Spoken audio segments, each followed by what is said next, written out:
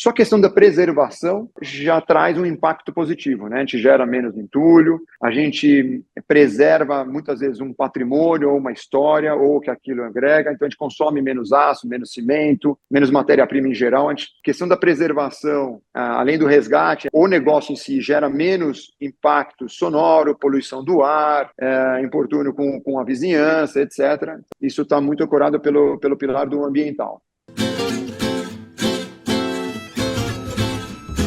Olá pessoal, começa aqui o nosso Filó, o podcast da conexão, porque aqui a gente se conecta, troca ideias, aprende, ensina, enfim. Inclusive aborda fatos curiosos, segmentos e carreiras que a gente nem imaginava que existiam, enfim, realmente aqui, né, só falta a cerveja aqui, né? Que é um bate-papo mesmo aberto, gostoso, bem tranquilo. Habib, tudo bem? Como é que estão as coisas aí? Fala, Habib, tudo certo. Hoje tá tendo uma construção aqui perto, então eu tô usando o fone de ouvido aqui e para poder dar uma cortada no som. Tudo certo por aqui, Habib, e você? Bom, e olha, se a construção estiver irregular, a gente tá com alguém que pode, inclusive, nos ajudar hoje aqui, hein? Quem é o É nosso verdade, convidado? Habib. Quem é o nosso convidado? O nosso convidado, Habib, eu tive a oportunidade de ver trabalhando de perto aí, acompanhar a trajetória dele, que é bem bacana. É o Bruno Scacchetti, que é um empreendedor cuja abordagem inovadora e o compromisso com a sustentabilidade tem reformulado o mercado imobiliário, Habib. Ele é CEO e fundador da Metaforma e é a empresa que integra princípios ESG, né? Nos fundamentos do seu negócio, liderado pelo exemplo e pela promoção de práticas que beneficiam tanto o meio ambiente quanto as comunidades locais. E a história dele, Habib, eu estou bem curioso aqui para ouvir dele mesmo, né, Habib? E olha, obrigado por ter aceito o convite e quem vem, fica, tá? Então o Filó é nosso e seja bem-vindo. Obrigado, o prazer é meu, uma honra conversar com vocês aqui. Gabriel, Elias, obrigado pelo convite. O tema, sabe, me encanta muito. Isso aqui não é simplesmente um projeto, isso aqui é um plano de vida que já me dedico há muitos anos. Me tornei engenheiro civil por influência do meu pai, boa influência do meu pai e da família. E muitos coaches ao longo da vida, né, com quem eu trabalhei hoje, para dar um exemplo como eu dei a vocês, o Mário Rocha, que foi um mentor na minha carreira, no início da minha carreira, ainda como estudante, como estagiário. Eu tinha ele como referência, né, na questão de construção. Hoje está aqui junto com a gente, a sua família, a sua empresa está aqui com a gente no empreendimento aqui no Basílio 177 no centro. Então, tem bastante coisa para contar, mas de origem é isso, sou engenheiro civil, me especializei em negócios, trabalhei em construção civil, trabalhei em empresas pequenas, médias e grandes, passei pela PPR, GHG, Gafisa, Cirela, OR, empresa do grupo imobiliária do Grupo Odebrecht, e em 2018 fundei a Metaforma, mais um tema que eu estudo desde 2012, tá? O retrofit pelo mundo, e agora embarcando como um plano de vida e negócio aqui em São Paulo, no Brasil, focado em São Paulo. Que bom, sensacional. E Bruno, conta um pouquinho pra gente por que você decidiu abrir seu próprio negócio, porque não é uma decisão fácil, né? Não. Abrir o próprio negócio sempre foi a minha intenção, né, de empreender e ter um negócio próprio.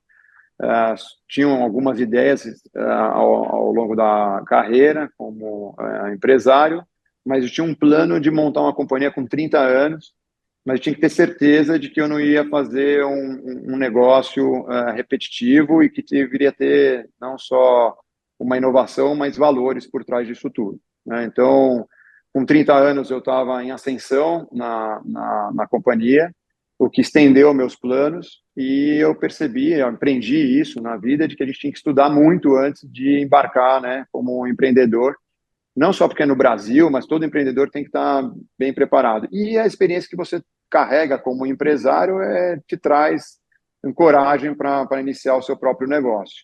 Que a gente sabe que não é fácil, mas é um desafio delicioso, assim, a gente gosta muito, né? Mas precisa de muita resiliência, dedicação, amor, e bons parceiros ao seu lado, né? Isso é importantíssimo. A história começou em 2012, onde eu já tinha muito interesse pelo tema de retrofit. É lógico que as viagens por diversos locais acabam criando dúvidas, né, o porquê que o retrofit não entrava no nosso mercado como escala. Né, porque você fala assim, não, mas retrofit já conheço um amigo, eu conheço um empreendedor que fez um retrofit de um prédio. A ideia não era fazer um retrofit, a ideia era embarcar num modelo de escala, diretrizes e resultado. Né? Não adiantava a gente fazer retrofit só num âmbito emocional, mas tinha que também trazer resultado. Então, em 2012, comecei a me dedicar a estudar o tema, pesquisar diversas teses, estudos lá fora, conversa com técnicos, com estudiosos, com o mercado. Então, fui falar com empresários do setor, né, Greenfield, entendeu por que eles não entravam no mercado de retrofit. E, por incrível que pareça, a decisão foi pautada tanto na reprovação de alguns fatores, né, quanto na aprovação. O que eu quero dizer? Muitas das coisas que eu estudei, que eu fui a campo para entender como aplicá-la, né, que foi adiante, né, como é que a gente mensura a obra, que era a grande dúvida, né, mas você garante o custo? Sim, a gente tem a garantia da mesma forma que garante um greenfield, existe tecnologia para isso. E até a reprovação disso também foi um catalisador para o nosso negócio, porque mostrava de que a gente estava entrando em um mercado pouco explorado e quem estava no mercado, principalmente no segmento de greenfield, e haveria uma barreira para entrar no setor no segmento de retrofit. Isso não como impedimento, mas como demandava um aprofundamento e um tempo, o que nos protegia para navegar nesse mercado. E Bruno, só para quem não conhece os termos, o que é o retrofit e o que é o greenfield? O retrofit, né, muitos falam do brownfield, né, tem vários termos para isso, mas a ideia do modelo que nós aplicamos é a ideia de viabilidade, né, a gente complementa o empreendimento também com o greenfield, que o greenfield é uma edificação nova, né, uma nova construção, partindo somente do ativo de terreno, né, mas do retrofit, o nosso modelo de negócio envolve que a viabilidade do negócio seja principalmente ancorada pelo diferencial de você carregar um ativo existente, né? Tem projetos que a gente tem estudado recentemente que são casos de edificações em default, né? Ou seja, elas não foram nem concluídas, mas que a gente consegue aplicar a nossa tecnologia. Mas diria que 75% ou 80% dos ativos que a gente tem hoje em negociação em andamento são de edificações já existentes, que a gente aplica a requalificação, né?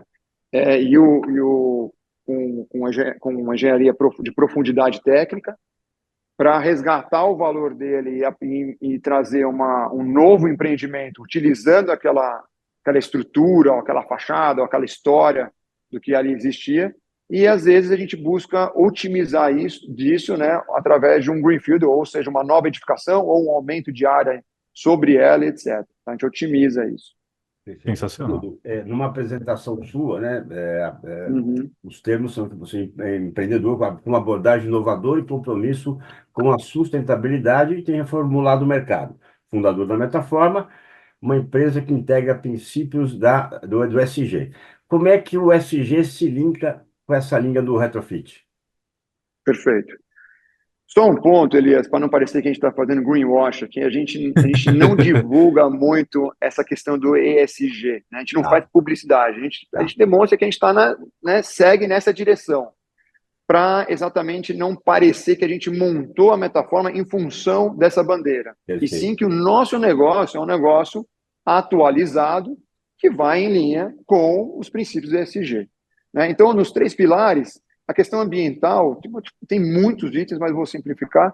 Só a questão da preservação já traz um impacto positivo, né? A gente gera menos entulho, a gente preserva muitas vezes um patrimônio ou uma história, ou que aquilo agrega, então a gente consome menos aço, menos cimento, menos matéria-prima em geral. A questão da preservação, além do resgate, a gente o negócio em si gera menos impacto sonoro, poluição do ar, importúnio com a vizinhança, etc. Então, isso está muito ancorado pelo pilar do ambiental. No social, o nosso modelo de negócio envolve não também, mas principalmente a questão do entorno. Então, a gente procura entender quem é a comunidade local, quem são os interlocutores, quem são os moradores, quem são os comerciantes que estão ali no local. A gente se aproxima, entende quais são as dores, né, quais são os benefícios que existem naquele entorno, o que a gente pode contribuir, etc. A ponto de pegar um exemplo aqui na região da República, onde a gente empreendeu o Basílio 177, onde a gente montou um projeto social junto com o Assur, que é liderada pelo Jorge Broid, que é um psicanalista que está no mercado há 40 anos, estudando pessoas em situação de rua.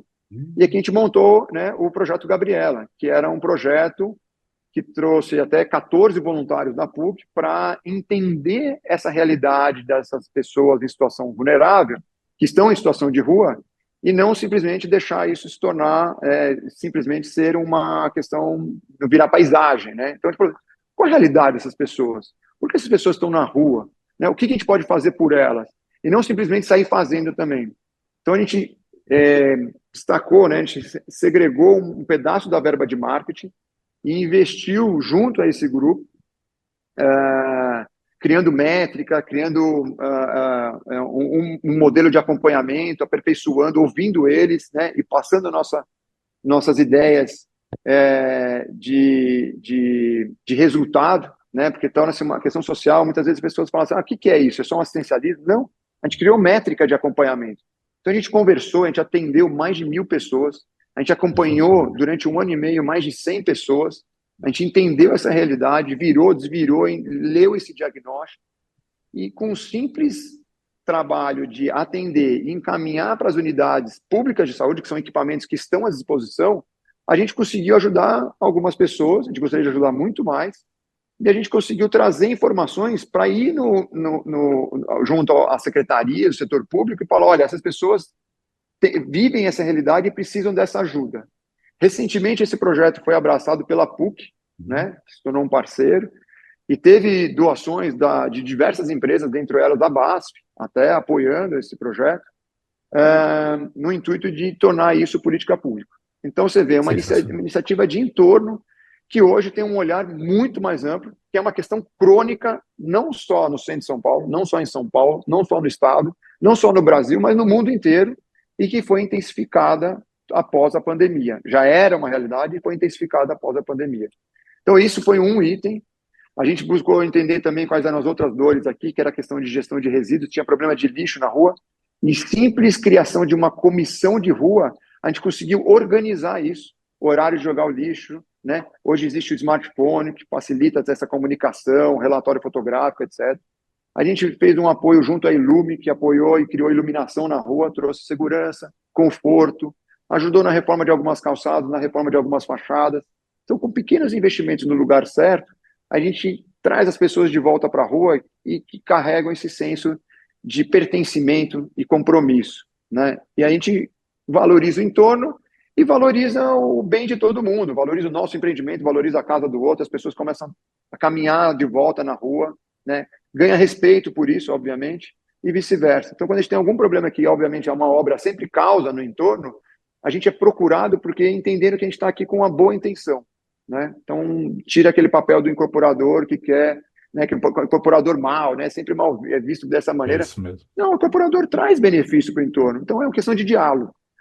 Tá? Então, no Bruno, social é isso. E só para finalizar, desculpa, claro. a questão de governança é muito interessante, porque o fato da preservação, uma edificação tem alguns itens na obra que são de altíssimo risco, né, para o custo de obra, principalmente fundação, contenção, estrutura, entrada de energia.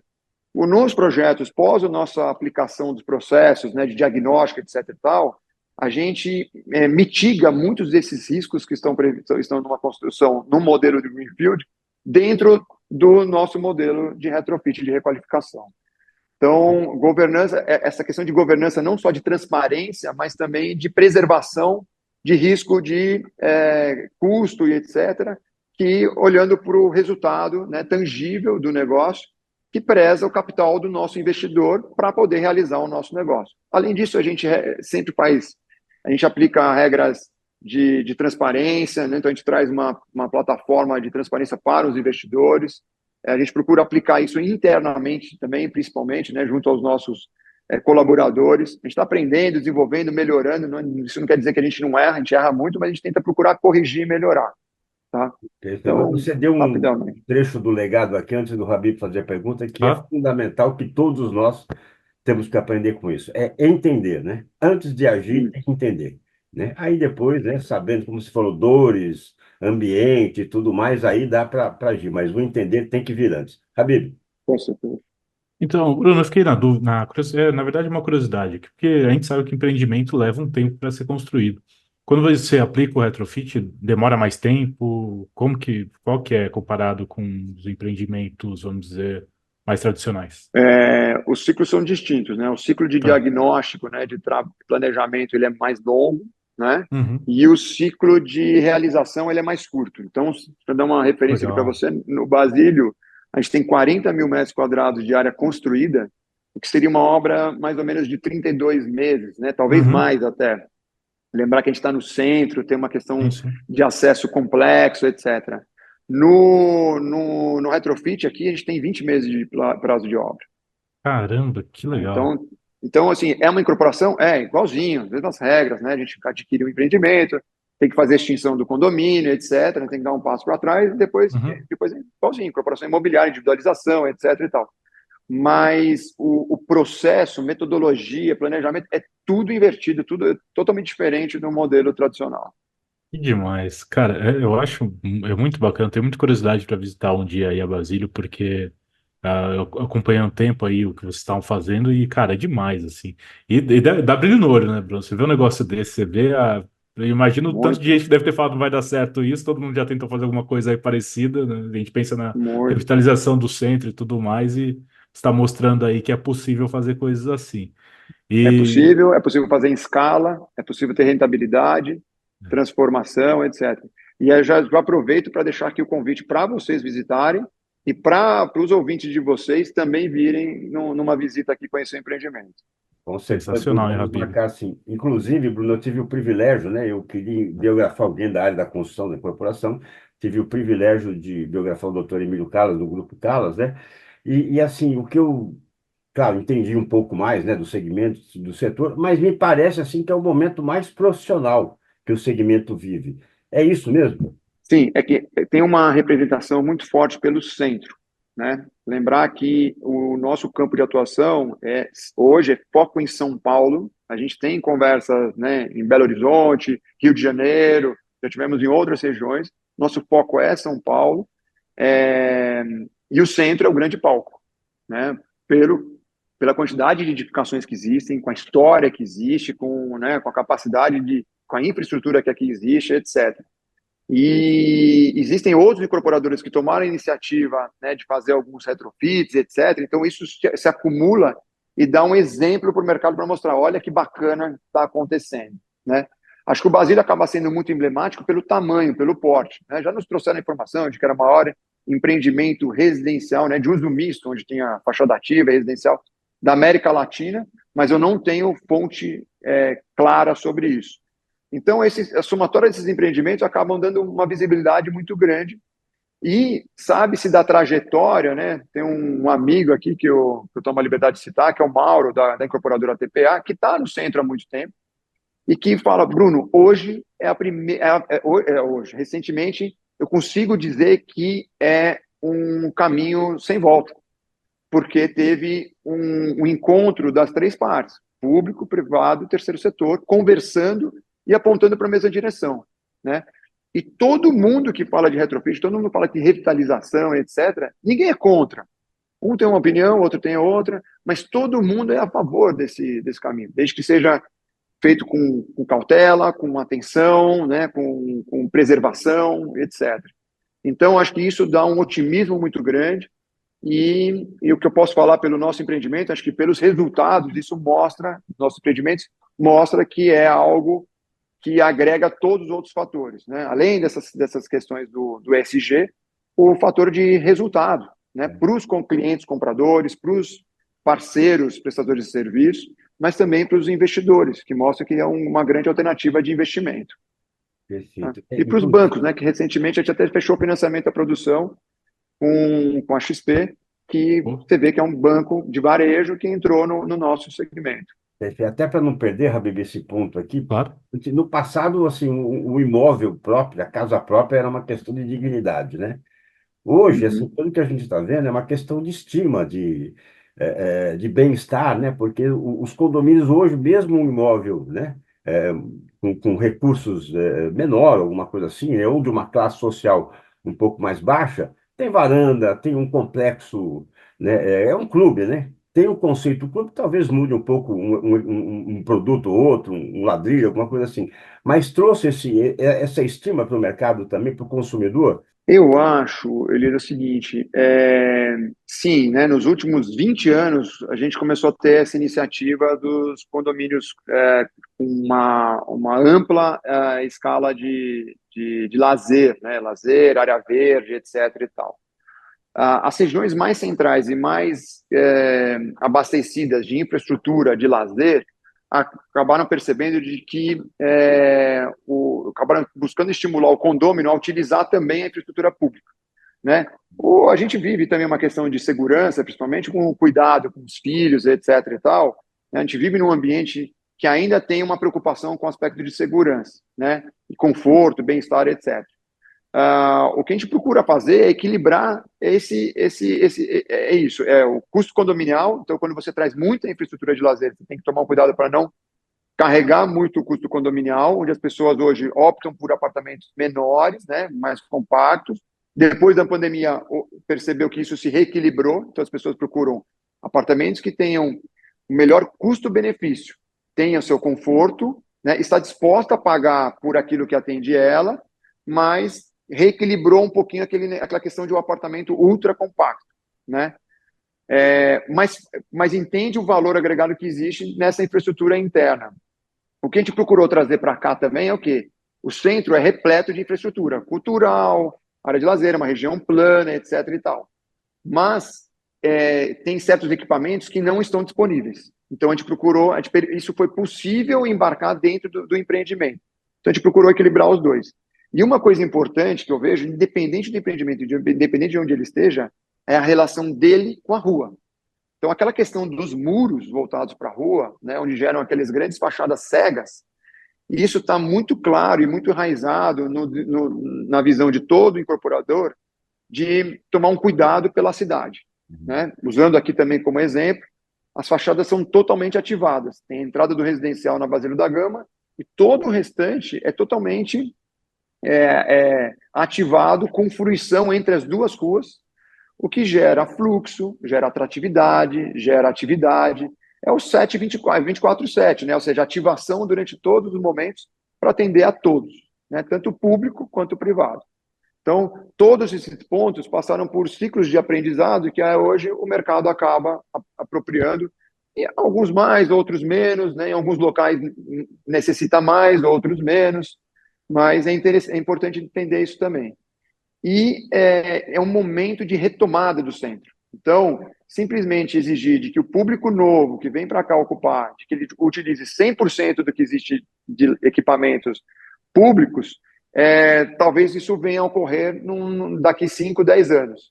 Nesse primeiro momento, você vai ter os dois, quem está acostumado e que utiliza, e quem não está acostumado e não utiliza. Então, aqui a gente procurou agregar isso e dar o conforto para todos, tomando cuidado de que o custo condominial seja muito competitivo com o restante do mercado. Tá? Sensacional. E Bruno, por curiosidade, porque você trabalhou, vamos dizer, em empresas mais tradicionais e hoje numa empresa que eu acho que dá para considerar moderna, né? Não sei se eu não sou pessoa específica para poder dizer isso. Mas eu queria Obrigado. dizer quais são os principais desafios que você vê que você está enfrentando hoje, que você fala, putz, eu não enfrentava isso, eu estou enfrentando nesse tipo de negócio. Por curiosidade Perfeito. mesmo. Bom, o mercado imobiliário inteiro sofre com juros altos, primeira coisa, né? Total, Então, sim. ou seja, todo mundo, isso dificulta a captação de equity, né? Ou seja, Sim. ela é menos escassa, ela é mais escassa, perdão, e isso também estimula o mercado a oferecer mais dívida. Então, o mercado está muito disponível para oferecer dívidas e as taxas muito elevadas, né? O que isso não é saudável para o segmento. Esse é um desafio. O outro é que a gente recentemente conseguiu ultrapassar essa barreira e a gente quer desenvolver ainda mais, que são as linhas de financiamento e produção. A gente procurou uma linha de financiamento e produção que entendesse que parte do empreendimento, né, já está realizado. Então, o nosso nível de garantia, nosso lastro é muito elevado e levar isso em consideração para trazer também um benefício para as nossas taxas de financiamento. Então, a XP já evoluiu nesse sentido, mas a gente entende que o mercado ainda está atento a isso e vai trazer em breve outras oportunidades ligadas a isso. A outra questão são outra questão é a mão de obra especializada para isso. Então, nossa tecnologia a gente desenvolve dentro de casa, né, de diagnóstico, de mensuração, de desenho, de formulação, estratégia comercial. Né? Por que eu estou falando de estratégia comercial? No projeto do Basílio, por exemplo, nos outros projetos um pouco menos, porque aqui você teve uma questão de 3 edificações, cada uma com uma característica, um prédio tombado, um prédio de retrofit e um greenfield. São 274 apartamentos com 112 tipologias. Então, como é que a gente pegou 112 tipologias e não colocou à disposição para o cliente, e não criou uma confusão na cabeça dele, criou um atrativo? Cada tipologia está ligada ao interesse de um cliente. Então, a gente criou isso como um atrativo. Tabela de vendas é outro grande tecnologia que a gente criou aqui, porque cada um tem uma prumada, cada um tem uma metragem, cada um tem uma visada, etc. Por eu entender qual é o perfil disso, entender como é que a gente trabalha com um leque de personas tão amplo, a mão de obra de construção, os escritórios de advocacia também, né? Como é que eles entendem o nosso negócio e criam os atrativos. A gente procurou também mergulhar nas questões dos benefícios. A gente estruturou os projetos sem utilizar qualquer incentivo, né? A tese foi embarcada dentro do que existia de regulações existentes, né? Leis, normas, decretos, regras, códigos, etc. Então, a gente viabilizou a partir disso. Os benefícios, os incentivos foram utilizados como incremento de resultado. Né? Então, aqui no centro, o Requalifica, o benefício de TBI, o benefício de PTU, de ISS, o futuro benefício de PTU, etc.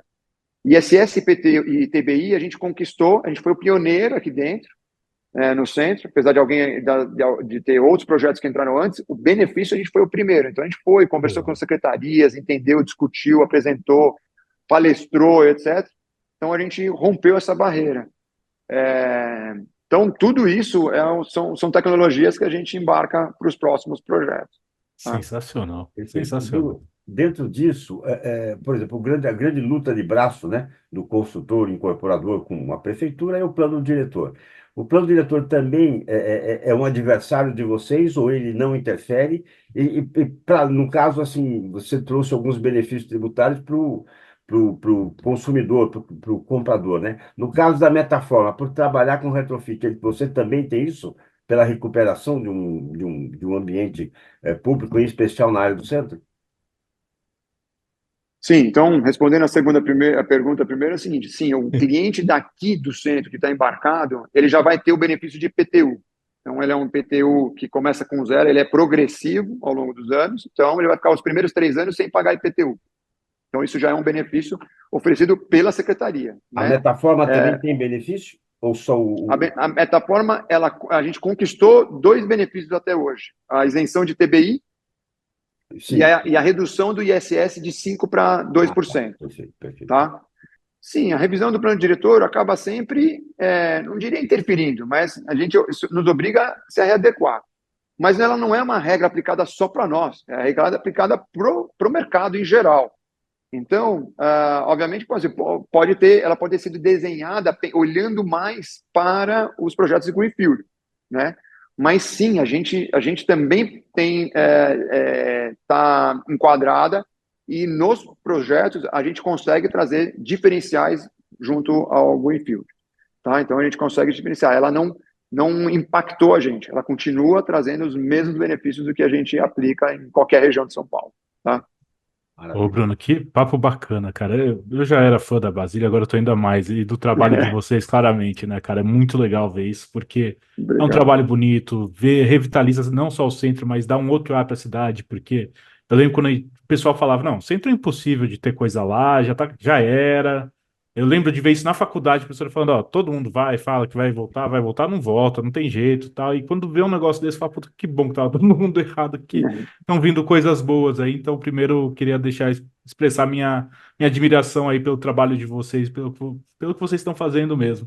E eu queria, Bruno, se deixasse, a gente ficava horas aí conversando com você, mas eu queria que você deixasse uma mensagem final aí para quem está ouvindo e o contato para quem quiser conhecer mais da Basílio, do trabalho de vocês da Metaforma. Fica à vontade, o Perfeito. espaço é seu. Primeiro, eu agradecer imensamente aí o espaço, o tempo de vocês também. Uma mensagem que eu gostaria de deixar aqui, é assim, tudo inicia a partir de uma ideia, mas se concretiza a partir de muita dedicação, muita resiliência, muito amor, né, ao negócio e pé no chão, né? E aí isso não se constrói sozinho, né? Apesar de eu ter sido fundador, trazido a ideia, né, eu não criei o retrofit, eu só segui adiante nesse modelo que está muito difundido lá fora. É necessário ter bons parceiros que não só tenham competência, mas que entendam você e tragam, não só te apoiem, né, te mostrem as dificuldades e caminhos para enfrentar. Então, aqui a gente teve escritório de advocacia, né, a LN, Machado Nunes, que apoiaram muito a gente, os parceiros investidores, né, investidores pulverizados, mas os investidores maiores também, então a Starboard, a Maker e a BR Capital, que ajudaram a estruturar todo esse modelo de negócio, montamos um fundo imobiliário, depois montamos a SPE, fomos ao mercado fazer captação, etc. A XP, que veio agora para financiar a obra do empreendimento.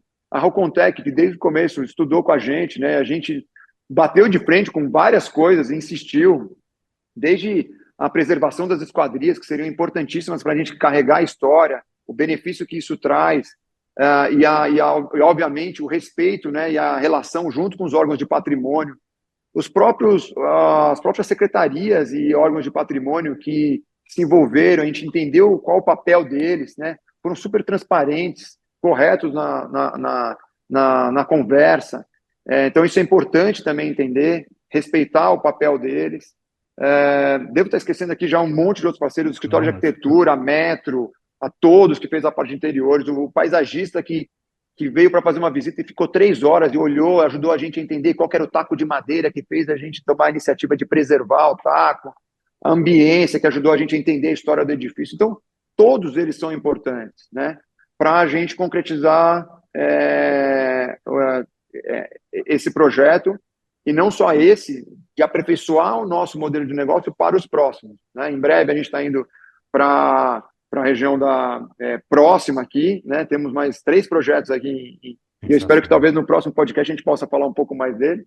Com E agradecer a certeza. vocês, porque esses parceiros que ajudam a gente a divulgar, contar, explicar, questionar, ajudam a gente a difundir essa tecnologia para outros, né, que a gente apoia também, e contar um pouco de uma história que é benéfica para a nossa cidade e para a nossa sociedade. Ah, Tá? demais. Por isso que a cadeira aqui sempre é cativa. Então, você já tem a tua cadeira, quiser contar novidade, é só chegar. Obrigado, viu, É Bruno? isso aí, Realmente uma Bruno. honra ter você aqui no programa. Eu só não posso esquecer de agradecer a minha equipe da Metaforma, que são pessoas especiais que estão aqui com a gente, que acreditam na empresa, né? É uma empresa pequena, em crescimento, mas que tem valores.